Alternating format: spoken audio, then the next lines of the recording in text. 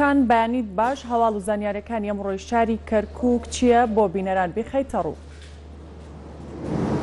بەڵێ باری تۆ و بینەرانی نارتی باشتارە بۆ دیارە من سەرەتا لە کەش و هەوا دەست پێکەم وە دەرە دوێنێ بارانێکی بەخۆر شاری کەرکووکی گرتەوە فەرمانگی کەشناستی کەرکووک ئەوەی ڕاگەیاند کە تەنها دوێنێ هەژدەم لەم باران لە شاری کەرکووک و دەوروبەری باریوە ئەم چەند ڕۆژەش کەش و هەوای کەرکووک جێگیرە تا ڕۆژی سێشەم و چوارشەم و دیارە جارێکی تر ڕۆژی سێشەم و چوارشەم باران شاری کەرکووکە گرێتەوە هەورێکی ڕەش لە ئاسمانی شاری کەرکووکە بێت ئەمە لەلایەکەوە لەلایەکی ترەوە دیارە بەرلەوە ئەگەر هەر لەسەر کەش و هەوا دوێنێ بەهۆی بارانبارینەکە لە چەند شوێنێک لافاو دروست بوو لایەنە پەیوەندیدارەکان چیان کرد بۆی بتوانن بەرگری لەو لافاوە بکەن یاخود لە ڕۆژانی داهاتووە دووبارە نەبێتەوە؟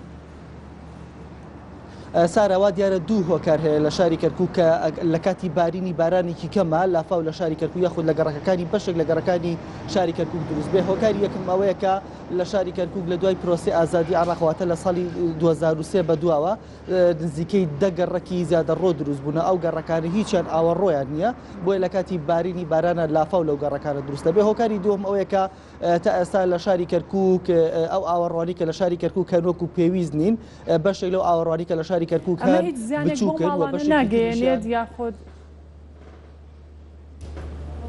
سارە بێگومان زیانی زۆرە چونکە لە کاتی بارینی بارانێکی کەمە ئاوەچێتە ماڵانەوە بەشێک لەو گەڕەکانی شاری کەرکووک باز لەواکەن کە مەترێک ئاو لە ماڵەکانیان هەستاوە مەترێک ئاو لە ماڵێکە زۆر زۆرە بۆیە بەردەوام ئەو ماڵانە لە ڕووی مادی و زارریان پێکەوتووە. بەڵام ئەمە کاتێکە لەگەڵ لایانی پەیوەندیدار قسەکەین ئەوان وا دیارە هیچ چارەسەرێکیان دیێک و خوێنەڵەن تەنها چارەسارەکان ئەوەیە کە کاتێک کە بودجێ عێراق خەرج بکرێ و بودجێی کەرکووک بنێردرێ ئەوان دەستکەن بە دروستکردنی ئاوەڕۆی شاری کەرکووک.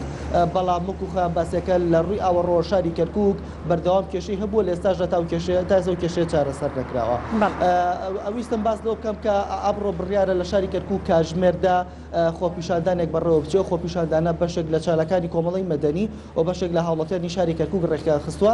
ئەوە دیارە دەنگۆیەکەیە لە عێراق سوڵتان هاشم ئازاد بکرێ. سوڵتان هاشم یەکێکە لەو کەسانەی کە دەستی هەیە لە ئەنفالکردنی بەشێکی زۆر لە هاوڵاتیانی کورد بۆیە ئەو هاوڵاتیان یاخود ئەو چالەکانی مەدەنی ئەمڕۆ لە شاری کەرکووک ئەو خۆپیشاندانەکەن وەکو ناڕزای یەک داواکەن سوڵتان هاشم ئازاد نەکرێ و لە بەرامبەردا ئەگەر بێت و حکوومەتی عێراق ئازادی بکە ئەوانە داهاتووە هەڵوێستی جدیتریان نەبێەوە بە هیچ شێوەیە قبوڵ ناکەن کە سوڵتان هاشم ئازاد بکرێ.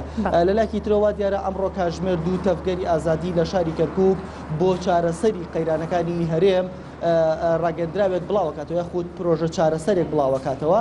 ئەوان نانەوێ وەکو خوێن ئەڵە نانەوێت چی ترم قەیرانانەی هەرێمی کوردستان بۆ شێوە بەردەوام بێ ئەوان پرۆژە چارەسەرێک ئامادەکەن و کاژمێر دوو لە ڕاگەندنەکانەوە بڵاوەکەنەوە داواکارن سەرجەم حزبەکان بە دەنگی ئەو پرۆژە چارەسەرەوە بێن بۆی قەیرانەکانی هەرێمی کوردستان ڕوو لە چارەسەر بوو بکەن.